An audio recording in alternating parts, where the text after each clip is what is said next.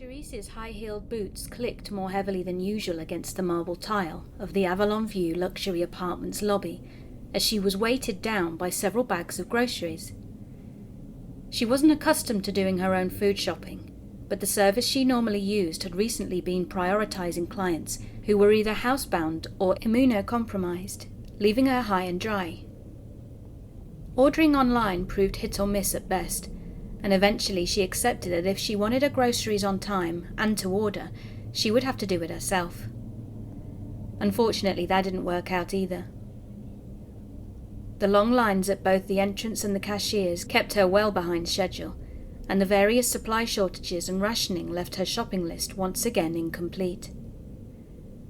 By the time she got back to her building, she was exhausted and frustrated, and sorely hoped that the earlier maintenance to the elevators had been finished so she wouldn't have to drag her meagre yet hard-won haul up 7 flights of stairs. Across the lobby she spotted a single elevator, with its doors opened to a golden Art Deco interior, a surprising upgrade from the faux wood panelling it had before. Standing at its threshold was a smiling, handsome young man, dressed in a deep crimson uniform with gold accents. He looked like a doorman or bellhop straight out of the 1920s, the only visible anachronism being a face shield clipped to the brim of his cap. He waved her over with a hand clad in an immaculate white glove, assuring her that the elevator was fully operational. "Evening, ma'am. Needing a lift?" "I'm James, and I'll be your lift attendant today," he greeted cheerfully. "Lift attendant?" Charisse asked with a bemused smirk. "Yes, ma'am. Mr. Chamberlain is employing us at all his properties now," James explained. "We eliminate public contact with the controls and enforce physical distancing while adding a bit of old-fashioned class and personal service to the experience. If you'll kindly take your place in one of the marked corners, ma'am, I can have you upstairs in a jiffy." Charisse stepped into the elevator, noting with no small amount of delight that it was illuminated by a miniature chandelier. 3 of its corners were each marked with unusually ornate silver decals, politely indicating where passengers should stand to maintain a safe distance from each other. "8th floor, please, James," she instructed as she set her bags down on the floor around her. He took his place next to an elaborate brass control box, covered in switches and dials and indicator lights, with a large lever sitting on top. He flipped a few switches and turned a few knobs, and when he finally seemed satisfied, he pushed a button to close the doors. "Going up," he announced, pushing the lever forward and initiating a smooth ascent. "That's quite a contraption," Charisse commented, eyeing it with a hint of derision. "What's it need to be so complicated for?" "It's a bit of a kludge, ma'am. Tech from different eras all cobbled together. But it gets the job done," James replied while keeping his gaze focused intently on the readouts, the blinking indicator lights dimly illuminating his unblinking eyes. "And here we are. Would you like some assistance carrying your bags to your suite?" Nowhere in the elevator did it actually say they were on the 8th floor, but when the doors slid open, the hallway looked as familiar as ever, so she decided to trust his judgment. "Not tonight, James, thank you. Perhaps another time when I'm better prepared to receive company," she smiled subtly, picking up her bags and heading into the hall. "I look forward to seeing you around the building, young man." "The feeling's mutual, ma'am. You have yourself a fantastic evening," he beamed, tipping his hat as the doors slid shut. Charisse rounded the corner and set the bags down again by what she thought was her door as she inserted her keys into the lock, only for the door to stubbornly refuse to open. She frowned, pulling out the key to make sure it was the correct one. When she saw that it was, she tried again, only for the door to remain locked. Had James dropped her off on the wrong floor after all? Her first thought was to check the room number, only to see that the small bronze placard beneath the peephole was completely blank. She furrowed her brow in confusion, turning her head to check the door across the hall. It too bore a completely blank placard. It didn't make any sense. She wondered if it was some sort of maintenance error, or perhaps some petty spree of vandalism. But if her apartment key wouldn't work, that meant that she was either on the wrong floor or that the superintendent had changed the lock. Groaning in frustration, and with burdensome bags of groceries still in tow, she spun around to head back to the elevators in the hopes of finding out what floor she was on.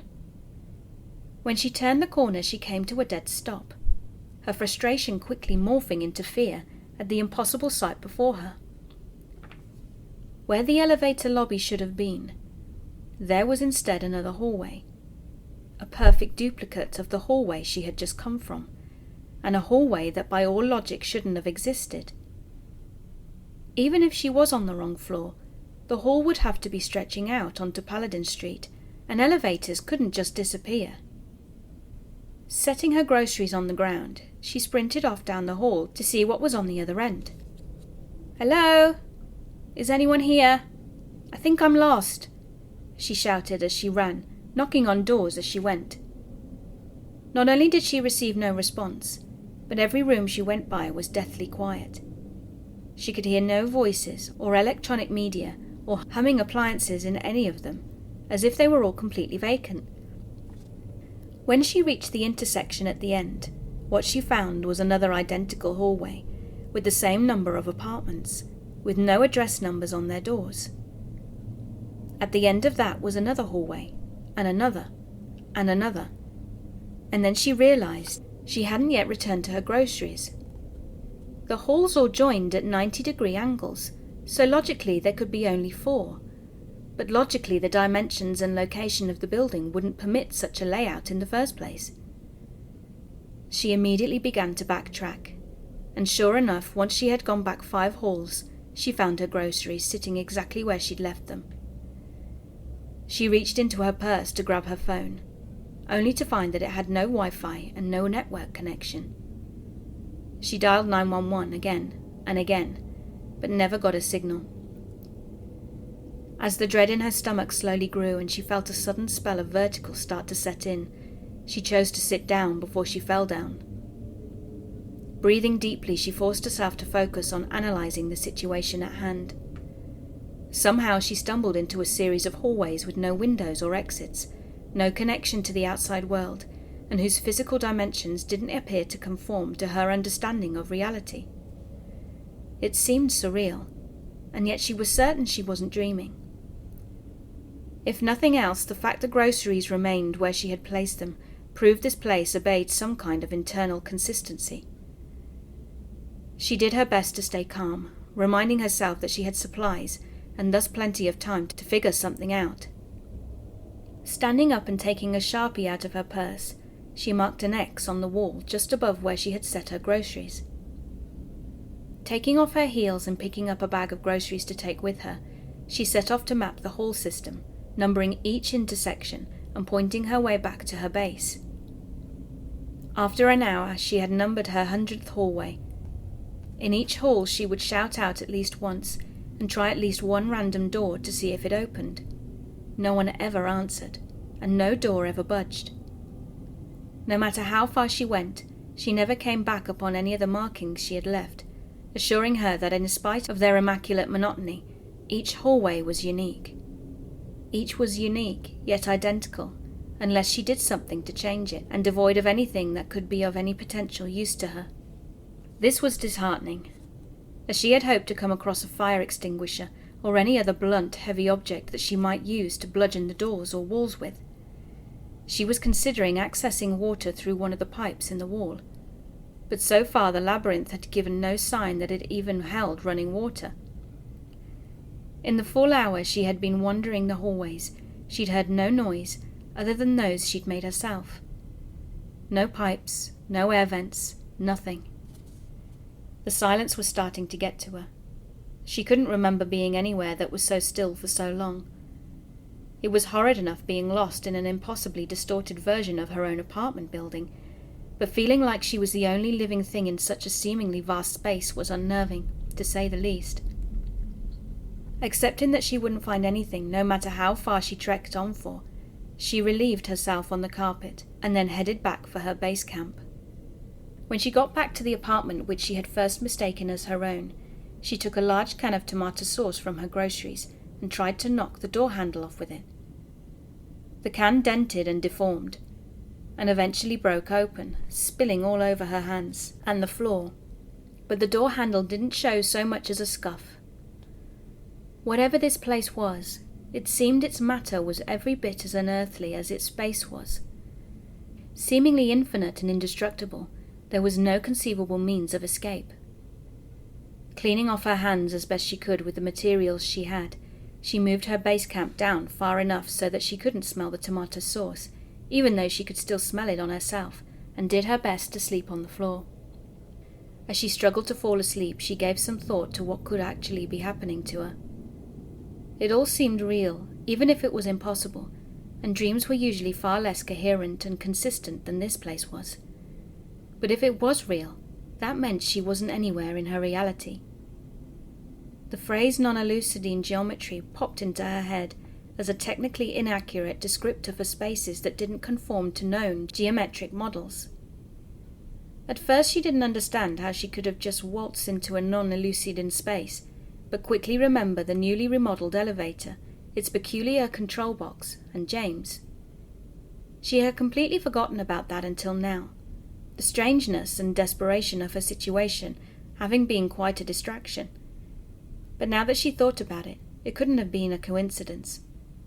It still sounded crazy, though. Someone converting her apartment's building elevator into some sort of space-bending contraption, just to dump her into endlessly repeating halls.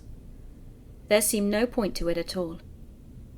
Eventually she did fall asleep, and when she awoke, nothing had changed. Her phone was her only means of knowing any time had passed at all. She morbidly wondered if she could conserve the battery long enough for her to die of thirst.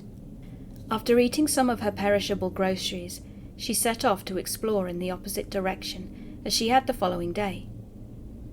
Again she numbered each hallway, 100, 200, 300, 4. Somewhere around 500, the combination of exhaustion, hopelessness, and lack of sensory stimulation took their toll, and she broke out into a frenzy of screaming and banging on the doors as she ran through the halls, eventually collapsing into a sobbing mess. She stayed like that for a while, unsure of what else to do, until the unbearable silence was finally broken by the sound of faint music. Perking her head up, she had to strain to hear it, but it was there. It sounded like it was coming through a door around the corner. "Hey! Hey!" she shouted, leaping to her feet and breaking into a desperate sprint. As she drew closer, she could recognize the music as Frank Sinatra singing "That's Life" on vinyl. When she rounded the corner, it was apparent the music was coming from the door at the end of the hall. She ran towards it with such fervor that she nearly crashed into it. Unlike all the other thousands of doors she had walked past over the last few hours, this door had a number on its placard. Room 101 to be exact. It was further differentiated by a shiny brass door knocker with the Darlings engraved upon it. "Hello? Hello? Is anyone in there? I need help," Cherise pleaded as she banged with the knocker with her right hand and pounded on the door with her left. The music kept playing, but the feeling of hope was kindled within her at the sound of someone getting up from a chair and walking towards the door. She heard a deadbolt click, and then the door opened as far as the chain lock would allow for. Through the slightly ajar door, Cherise saw a young woman with onyx black hair and baby blue eyes. She was wearing a vintage 1950s dress and had her hair in curled pigtails, which at any other time Cherise surely would have found at least a little strange, but now she was just overwhelmed with relief at having found another human being. "What's going on out here?" the young woman asked, her tone one of timid confusion. "Oh my God, thank you so much," Cherise sobbed, her voice cracking as she did so. "I've been trapped in these hallways since last night. They've been just going on forever, and none of the doors will open, and you're the only person I've found since I got here." "Okay," the young woman said, her voice filled with uncertainty. "I'm going to let you in so that you can calm down, and we'll try and work out what's going on, all right?" "Yes, whatever you want, thank you, thank you, thank you." Cherise agreed eagerly. The woman obviously didn't believe her story, which was fine with her. At the moment she was no longer sure she hadn't just had some kind of psychotic breakdown. The door closed just enough for the woman to unlock it, then opened fully. "I'm Mary, by the way." She introduced herself as she led Charisse to the sofa. "Charisse," she answered as she sat down.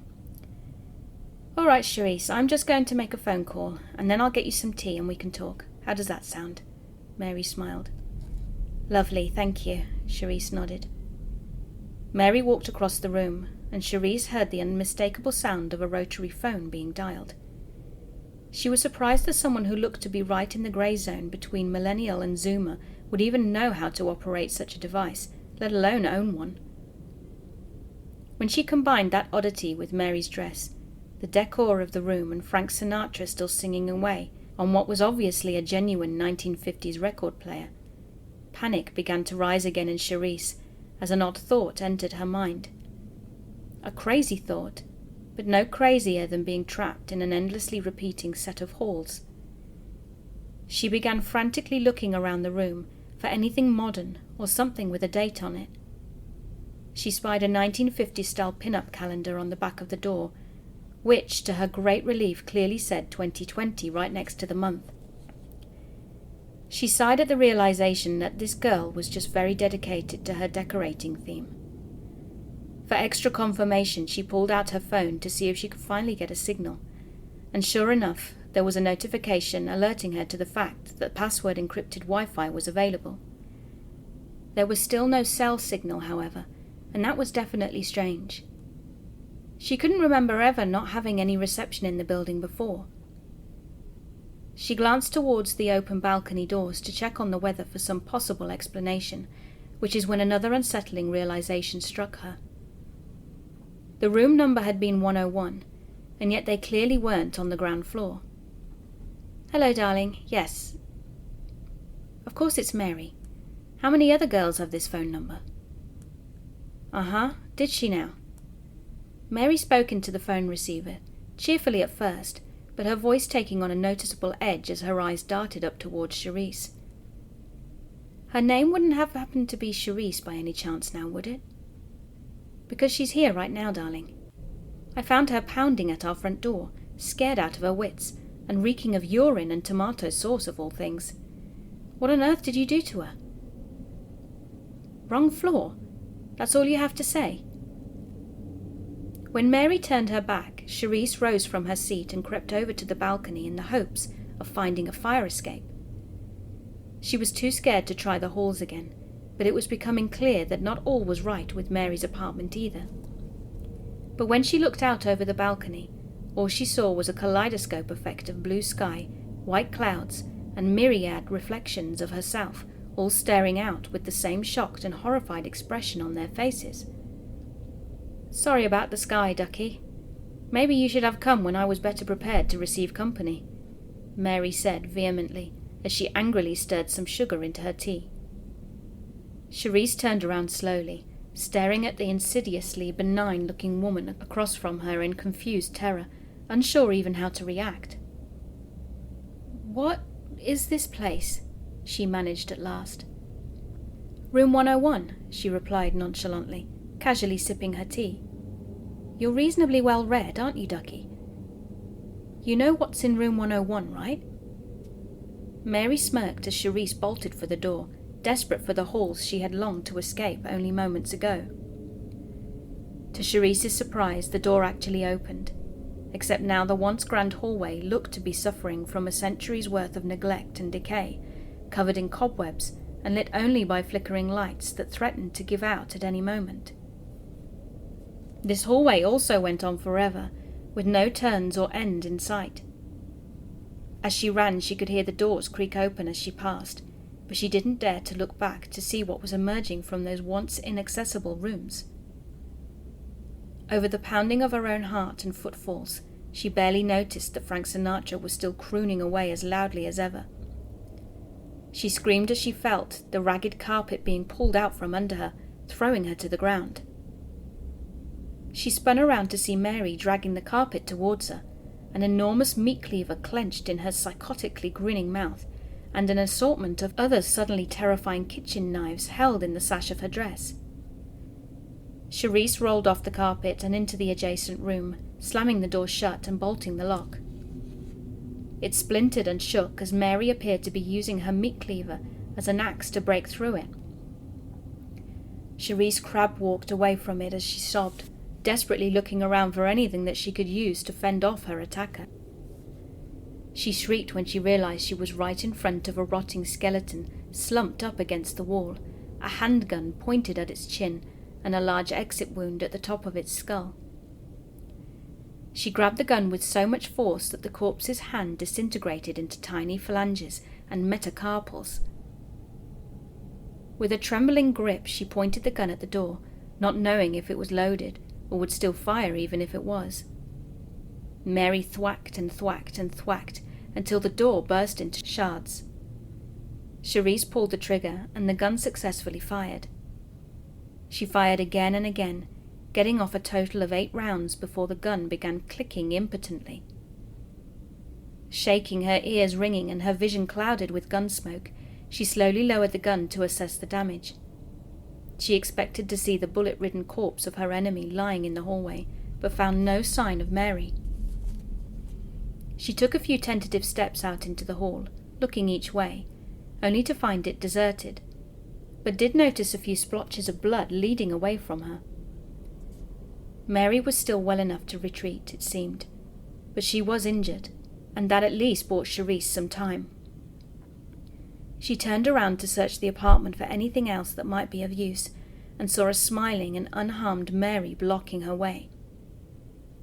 "Boo!" she shouted as she brought the meat cleaver down on her skull. "Mary, darling, could you come here a moment, please?" James asked, a hint of displeasure in his voice. "Yes, James, darling?" Mary asked, appearing from behind him the instant she was summoned, her hands innocently folded behind her back. "Would you kindly explain this?" James requested, gesturing to Charisse's mutilated corpse sprawled out on the lobby floor.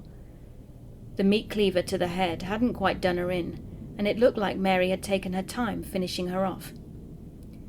"Oh, right." Mary hung her head in shame. "I'm sorry, darling. I know I should have waited for you."